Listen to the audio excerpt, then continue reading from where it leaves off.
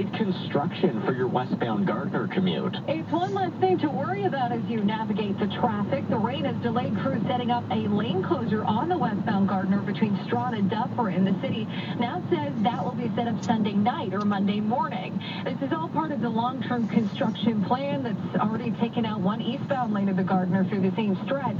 The lane closures will be in place until mid-2027, but will be reopened for certain occasions, like in 2026 when Toronto hosts some FIFA World Cup games. I'm Caitlin Lee. And planned construction is affecting a Key West End streetcar route, a subway line, and the Barrie GO train line. 680 Thatcher Ross explains. The TTC is working on the streetcar infrastructure along a portion of College Street this weekend.